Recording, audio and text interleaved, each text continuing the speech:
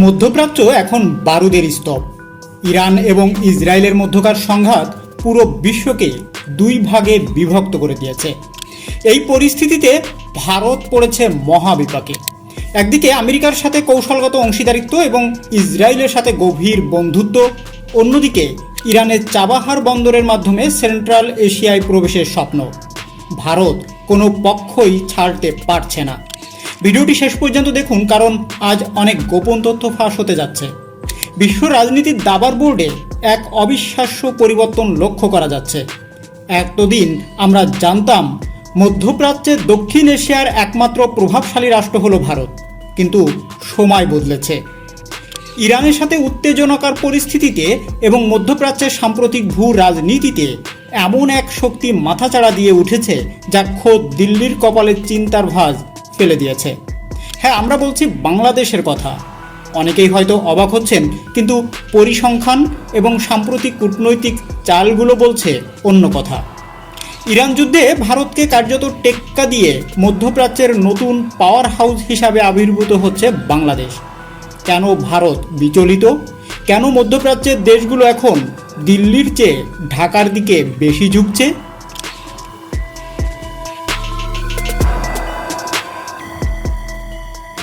ভারত যখন ব্যালেন্স করতে গিয়ে হিমশিম খাচ্ছে, তখন বাংলাদেশ খেলছে এক মাস্টার স্ট্রোক।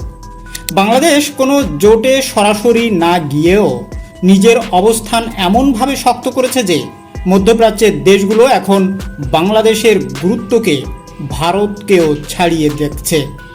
ভারত যখন আমেরিকার চাপে ইরান থেকে দূরে সরছে, তখন বাংলাদেশ ইরানের সাথে বাণিজ্যিক ও কূটনৈতিক সম্পর্ক বজায় রেখে আরব বিশ্বের কাছে নিজের গ্রহণযোগ্যতা প্রমাণ করছে। এখন প্রশ্ন উঠতে পারে, বাংলাদেশ কিভাবে ভারতকে টেক্কা দিচ্ছে? এর পিছনে প্রধানত তিনটি কারণ কাজ করছে। মধ্যপ্রাচ্যের দেশগুলোতে বাংলাদেশের প্রায় 1 কোটিরও বেশি মানুষ কাজ করে। সৌদি আরব থেকে শুরু করে কাতার বা সংযুক্ত আরব আমিরাত, এই দেশগুলোর অর্থনীতি এখন বাংলাদেশের উপর ব্যাপকভাবে নির্ভরশীল। ভারতও সেখানে শ্রমিক পাঠায়, কিন্তু বাংলাদেশের শ্রমিকদের প্রতি আরবদের যে বিশেষ টান এবং ধর্মীয় ও সাংস্কৃতিক মেলবন্ধন তৈরি হয়েছে, তা ভারতের নেই। এই বিশাল শ্রমশক্তি এখন বাংলাদেশের জন্য এক বড় রাজনৈতিক অস্ত্র।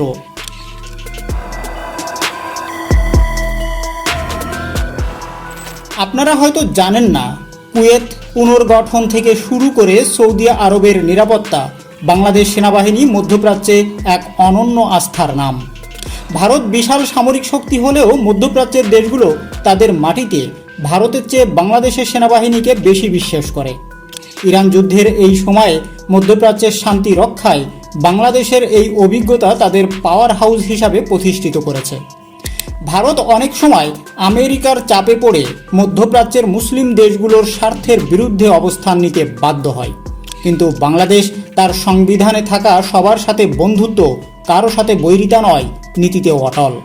যেমন ফিলিস্তিন ইস্যুতে বাংলাদেশের শক্ত অবস্থান আরব দেশগুলোর কাছে ঢাকাকে দিল্লির চেয়ে অনেক বেশি আপন করে তুলেছে।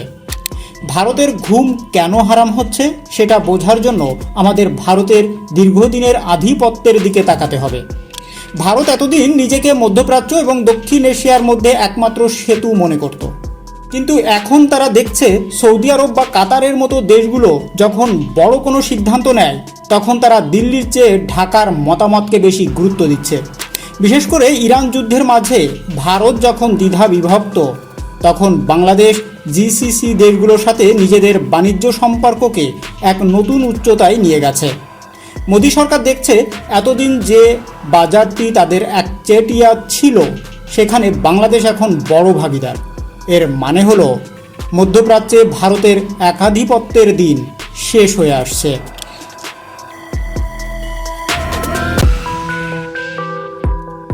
মধ্যপ্রাচ্য এখন এক জীবন্ত আগ্নেয়গিরি। ইরান এবং ইসরায়েলের মধ্যকার যুদ্ধে কেবল গোলাবারুদ নয়, বিস্ফোরিত হচ্ছে বিশ্ব অর্থনীতিও। আর এর কেন্দ্রবিন্দুতে ব্ল্যাক গোল্ড বা খনিজ তেল। বিশ্বের মোট জ্বালানি তেলের প্রায় 20% এবং এলএনজি এর 1/3 একটি সরু জলপথ হরমুজ প্রণালী দিয়ে পরিবাহিত হয়। যদি ইরান সম্পূর্ণভাবে এই প্রণালীটি বন্ধ করে দেয়, তবে বিশ্বের জ্বালানি সরবরাহে হার্ট অ্যাটাক হবে। সরবরাহ বন্ধ হলে তেলের দাম কোথায় গিয়ে ঠেকবে তা কল্পনা করাও কঠিন। ইরান যুদ্ধে তেলের বাজারে ইতোমধ্যে বিশাল ধস নেমেছে। তা ভারত সামলাতে পারবে কিনা তা নিয়ে খোদ ভারতীয় অর্থনীতিবিদরাই চিন্তিত। কিন্তু বাংলাদেশ আগেভাগেই ব্রিক্স এবং বিকল্প অর্থনৈতিক বলয়ে প্রবেশের চেষ্টা চালিয়ে যাচ্ছিল। বাংলাদেশ ইরানের সাথে সুসম্পর্ক রেখে একদিকে তেলের সরবরাহ নিশ্চিত করতে চায়, অন্যদিকে আরব বিশ্বের মাধ্যমে জ্বালানি নিরাপত্তা নিশ্চিত করছে। এই যে দ্বিমুখী সফল কূটনীতি, এটি ভারতকে বিচলিত করে তুলেছে। দিল্লি এখন ভাবছে বাংলাদেশ যদি মধ্যপ্রাচ্যের প্রধান অংশীদার হয়ে ওঠে তবে ভারতের লুক ওয়েস্ট পলিসি মুখ থুবড়ে পড়বে।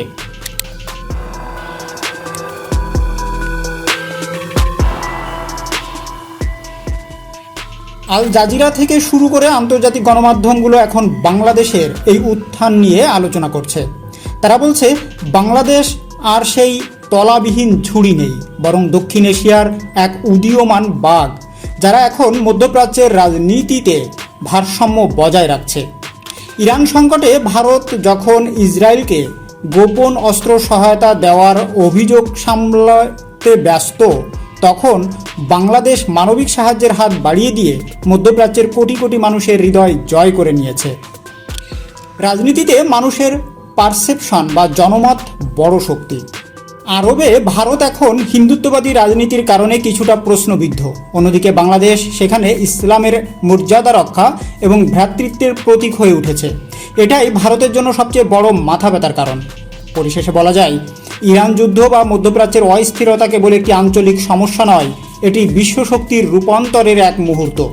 আর এই মুহূর্তে বাংলাদেশ তার সীমিত সম্পদ দিয়েও যে অসামান্য কূটনৈতিক বুদ্ধিমত্তা দেখিয়েছে তা ভারতকে রীতিমতো স্তম্ভিত করে দিয়েছে।